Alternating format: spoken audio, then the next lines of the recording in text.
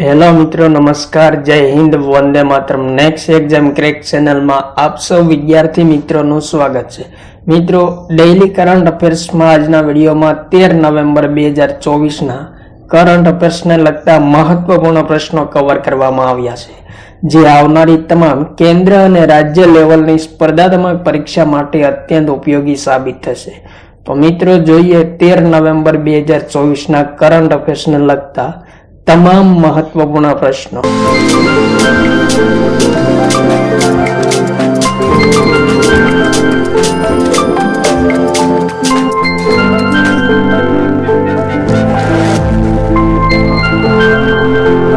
प्रश्न नंबर 1, ताजेतरमां चोनु चूडने कया देशना पर्यटन विभाग अने ब्रांड एम्बेसेडर अने टूरिज्म एडवाइजर तरीके नियुक्त करवामां आव्या छे? तो जवाब थशे मित्रों, थाईलैंडना पर्यटन विभागना ब्रांड एम्बेसेडर अने टूरिज्म एडवाइजर तरीके चोनु चूडने नियुक्त करवामां आव्या छे। इम्पोर्टન્ટ प्रश्न मित्रों, थाईलैंडनी राजधानी कई छे? तो बेंकोक छे। राष्ट्रपति पेटोगर्टान चिनवात्रा छे। चलन थाई बात छे। ત્યારબાદ આગળનો પ્રશ્ન, તાજેતરમાં કયા રાજ્યમાં ઈગાસ બગવાલ તહેવાર મનાવવામાં આવ્યો છે? ઇમ્પોર્ટન્ટ પ્રશ્ન મિત્રો, કયા રાજ્યમાં ઈગાસ બગવાલ તહેવાર મનાવવામાં આવ્યો છે? તો જવાબ થશે મિત્રો, ઉત્તરાખંડ રાજ્યમાં તાજેતરમાં ઈગાસ બગવાલ તહેવાર મનાવવામાં આવ્યા છે। જોઈએ મિત્રો ઇમ્પોર્ટન્ટ પોઈન્ટ, ઉત્તરાખંડ રાજ્યના ગઢવાલ જિલ્લામાં દિવાળી પછીના 11 દિવસ બાદ આ તહેવાર મનાવવામાં આવે છે અને મહત્વપૂર્ણ તહેવાર છે। અને આ તહેવારમાં મિત્રો ગાય અને બળદની પૂજા કરવામાં આવે છે। उत्तराखंड विषय इम्पोर्टન્ટ पॉइंट જોઈએ મિત્રો, સ્થાપના 9 નવેમ્બર 2000 માં થઈ હતી। राजधानी देहरादून અને ગેરસેણ છે। मुख्यमंत्री કોણ છે? તો પુષ્કર સિંહ ધામી છે। राज्यपाल गुरमीत सिंह છે। राज्यसभाની सीट 3 છે। લોકસભાની 5 અને વિધાનસભાની 70 सीट છે। ત્યારબાદ આગળનો પ્રશ્ન, ઓસ્ટ્રેલિયાના ફિલ્મ નિર્માતા ફિલિપ નોયસને international film festival of India દ્વારા કયા પુરસ્કારથી સન્માનિત કરવામાં આવ્યા છે? દાદા સાહેબ ફાળકે પુરસ્કાર, અર્જુન લાઈફ ટાઈમ અચીવમેન્ટ પુરસ્કાર, સત્યજીત રે લાઈફ ટાઈમ અચીવમેન્ટ પુરસ્કાર, દ્રોણાચાર્ય લાઈફ ટાઈમ અચીવમેન્ટ પુરસ્કાર। ઇમ્પોર્ટન્ટ પ્રશ્ન મિત્રો, ઓસ્ટ્રેલિયાના ફિલ્મ નિર્માતા છે ફિલિપ નોયસ, જેમને international film festival of India द्वारा सन्मानित करवामां आव्या छे। कया पुरस्कारथी सन्मानित करवामां आव्या छे? तो जवाब थशे मित्रों, सत्यजीत रे लाइफ टाइम अचीवमेंट पुरस्कारथी सन्मानित करवामां आव्या छे। जोईए मित्रों इम्पोर्टન્ટ पॉइंट, आयोजन क्यारे थयुं? तो 20 नवेम्बर 2024 ना रोज समारोहनुं आयोजन करवामां आवशे। आयोजन कया स्थळे करवामां आवशे? तो गोवा खाते भारत में आयोजन करवामां आवशे। भाग लेनार देशों केटला छे? तो 81 जेटला देशों आ समारोह में भाग लेशे। मित्रों, international film festival of India की स्थापना क्यारे थई हती? वर्ष 1952 में थई हती।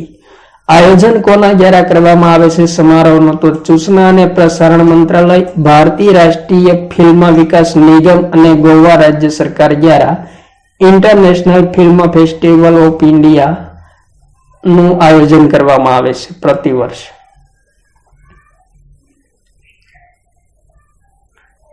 ત્યારબાદ આગળનો પ્રશ્ન, તાજેતરમાં હિમાલયન લેખક સંમેલનનું આયોજન કયા કરવામાં આવ્યું છે? ઇમ્પોર્ટન્ટ પ્રશ્ન મિત્રો, હિમાલયન લેખક સંમેલનનું આયોજન કયા સ્થળે કરવામાં આવ્યું છે?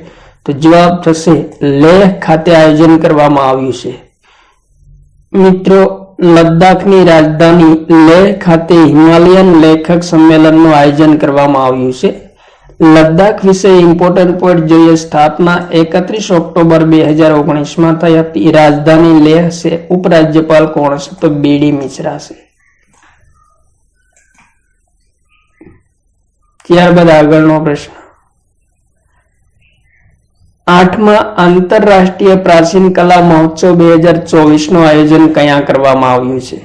લખનઉ, ગાંધીનગર, મુંબઈ, નવી દિલ્હી? તો જવાબ થશે મિત્રો નવી દિલ્હી ખાતે તાજેતરમાં 8મા આંતરરાષ્ટ્રીય પ્રાચીન કલા મહોત્સવ 2024 નું આયોજન કરવામાં આવ્યું છે. ત્યારબાદ આગળનો પ્રશ્ન, ગુજરાતમાં વડતાલ સ્થિત શ્રી સ્વામિનારાયણ મંદિરની 200મી વર્ષગાંઠ નિમિત્તે ભારત સરકાર દ્વારા કેટલા રૂપિયાના ચાંદીના સિક્કા જારી કરવામાં આવ્યા છે? તો જવાબ થશે મિત્રો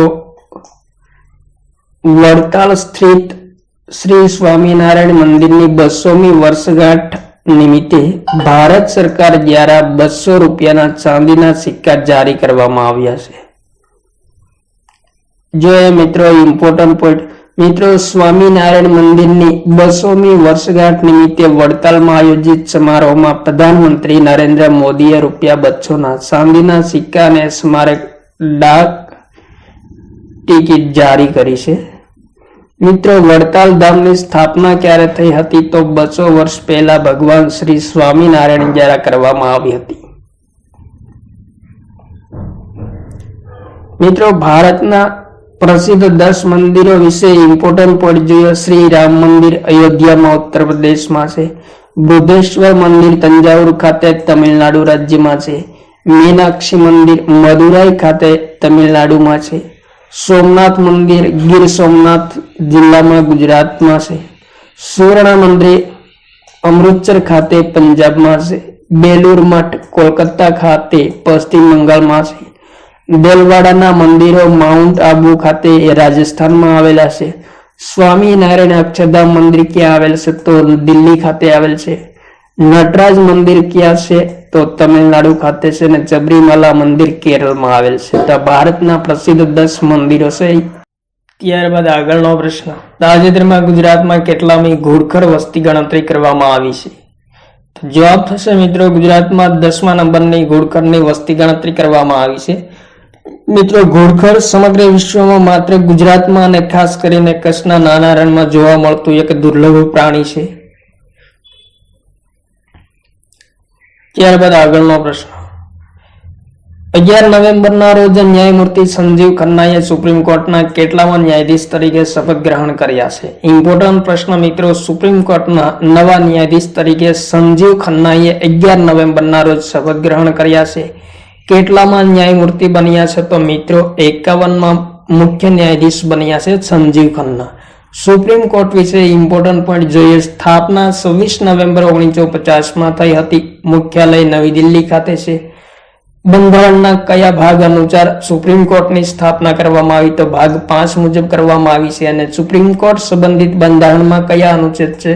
તો અનુચ્છેદ 124 થી 147માં સુપ્રીમ કોર્ટ સંબંધી જોગવાઈ કરવામાં આવેલ છે. ઇમ્પોર્ટન્ટ પોઈન્ટ જોઈએ મિત્રો, સુપ્રીમ કોર્ટના મુખ્ય ન્યાયાધીશ ડીવાય ચંદ્રચૂડ ક્યારે નિવૃત્ત થયા? તો 10 નવેમ્બર 2024ના રોજ રિટાયર્ડ થયા છે. અને 11 નવેમ્બરના રોજ રાષ્ટ્રપતિ દ્રૌપદી મુર્મુજીએ સંજીવ ખન્નાને સુપ્રીમ કોર્ટના મુખ્ય ન્યાયાધીશ તરીકે શપથ લેવડાવ્યા છે. મિત્રો સુપ્રીમ કોર્ટના ન્યાયાધીશોની નિયુક્તિ કયા અનુચ્છેદ કરવામાં આવે છે? તો અનુચ્છેદ 124(2) મુજબ કરવામાં આવે છે. મુખ્ય ન્યાયાધીશ અને અન્ય ન્યાયાધીશોની નિયુક્તિ કોણ કરે છે? તો રાષ્ટ્રપતિ કરે છે. ભારતની સુપ્રીમ કોર્ટના એક મુખ્ય અને 33 અન્ય ન્યાયાધીશ છે. કુલ 34 ન્યાયાધીશો સુપ્રીમ કોર્ટમાં છે. પ્રથમ મુખ્ય ન્યાયાધીશ કોણ હતા? તો હરિલાલ કાણિયા હતા. સૌથી લાંબા કાર્યકાળના મુખ્ય ન્યાયાધીશ વાય.વી. ચંદ્રચૂડ હતા. અને સૌથી ઓછા કાર્યકાળના મુખ્ય ન્યાયાધીશ કમલ નારાયણ સિંહ હતા. સુપ્રીમ કોર્ટની પ્રથમ મહિલા જજ કોણ હતા? તો મિત્રો ન્યાયમૂર્તિ ફાતિમા બીબી સુપ્રીમ કોર્ટની પ્રથમ મહિલા જજ હતા. ત્યારબાદ આગળનો પ્રશ્ન, તાજેતરમાં કેન્દ્ર સરકારે વિદેશ સચિવ વિક્રમ મિસ્ત્રીના કાર્યકાળમાં કયા વર્ષ સુધી વધારો કર્યો છે?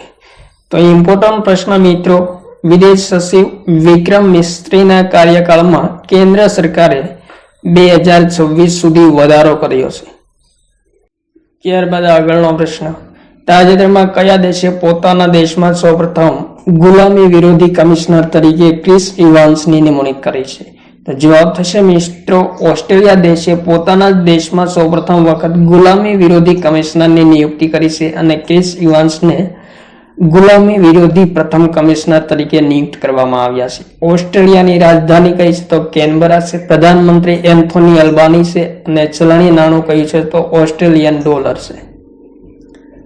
ત્યારબાદ આગળનો પ્રશ્ન, તાજેતરમાં સંયુક્ત રાષ્ટ્ર જળવાયુ પરિવર્તન સંમેલન COP29 નું આયોજન કયા દેશમાં કરવામાં આવ્યું છે? Bharat, Oman, Azerbaijan, Uzbekistan. તો મિત્રો અઝરબૈજાન ખાતે COP29 નું આયોજન કરવામાં આવ્યું છે.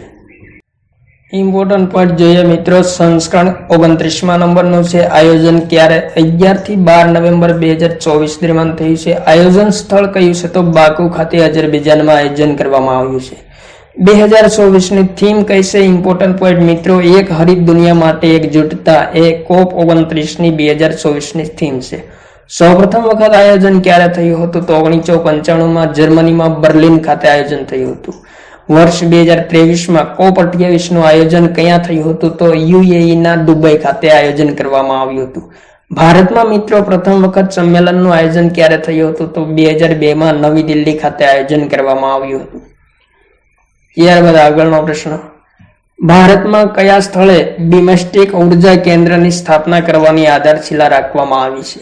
તો જવાબ થશે મિત્રો, બેંગલુરુ ખાતે બિમસ્ટેક ઉર્જા કેન્દ્રની સ્થાપના કરવાની આધારશિલા રાખવામાં આવી છે. મિત્રો બિમસ્ટેક વિશે ઇમ્પોર્ટન્ટ પોઈન્ટ જોઈએ. ગઠન 1997માં થયું હતું. મુખ્યાલય બાંગ્લાદેશના ઢાકા ખાતે આવેલ છે અને મહાસચિવ કોણ છે? તો મિત્રો ઇન્દ્રામણી પાંડે છે. અને સભ્ય દેશો કયા છે? તો ભારત, બાંગ્લાદેશ, ભૂટાન, મ્યાનમાર, શ્રીલંકા, નેપાળ અને થાઈલેન્ડ છે. ત્યારબાદ આગળનો પ્રશ્ન, તાજેતરમાં વિશ્વ ગુણવત્તા સપ્તાહ ક્યારે મનાવવામાં આવ્યો છે? ઇમ્પોર્ટન્ટ પ્રશ્ન મિત્રો, વિશ્વ ગુણવત્તા સપ્તાહ ક્યારે મનાવવામાં આવ્યો છે? તો મિત્રો 11 થી 15 નવેમ્બર દરમિયાન વિશ્વ ગુણવત્તા સપ્તાહ મનાવવામાં આવ્યો છે. ત્યારબાદ આગળનો પ્રશ્ન, તાજેતરમાં ઉત્તર પ્રદેશના કયા સ્થળે ડબલ ડેકર બસ સુવિધાની શરૂઆત કરવામાં આવી છે? તો જવાબ થશે મિત્રો લખનઉ ખાતે ડબલ ડેકર બસ સુવિધાની શરૂઆત કરવામાં આવી છે. કયા રાજ્યમાં? ઉત્તર પ્રદેશમાં. અને પ્રથમ વખત શરૂઆત કરવામાં આવી છે. સ્થાપના ક્યારે થઈ ઉત્તર પ્રદેશની? 24 જાન્યુઆરી 1950. રાજધાની લખનઉ છે. મુખ્યમંત્રી યોગી આદિત્યનાથ અને ગવર્નર આનંદીબેન પટેલ છે. ત્યારબાદ આગળનો પ્રશ્ન, education world India school ranking 2024-25 નો એવોર્ડ કોને પ્રાપ્ત થયો છે? તો જવાબ થશે મિત્રો કૃષ્ણ દલાલને education world India school ranking 2024-25 નો એવોર્ડ પ્રાપ્ત થયો છે. કોને પ્રાપ્ત થયો છે? કૃષ્ણ દલાલને. ત્યારબાદ આગળનો પ્રશ્ન, તાજેતરમાં કયા દેશે વિદ્યાર્થીઓ માટે ફાસ્ટ ટ્રેક વિઝા સમાપ્ત કર્યા છે? ઇમ્પોર્ટન્ટ પ્રશ્ન મિત્રો. તો જવાબ થશે મિત્રો કેનેડા દ્વારા 14 દેશોના વિદ્યાર્થીઓ માટે તાજેતરમાં ફાસ્ટ ટ્રેક વિઝા સમાપ્ત કરવામાં આવ્યા છે. કેનેડાની રાજધાની કઈ છે? તો ઓકાવી છે. સમ્રાટ ચાર્લ્સ ત્રીજા છે અને પ્રધાનમંત્રી જસ્ટિન ટ્રુડો છે. તો આ હતા મિત્રો 13 નવેમ્બર 2024 ના કરંટ અફેર્સને લગતા મહત્વપૂર્ણ પ્રશ્નો. થેન્ક યુ મિત્રો. જય હિન્દ, વંદે માતરમ.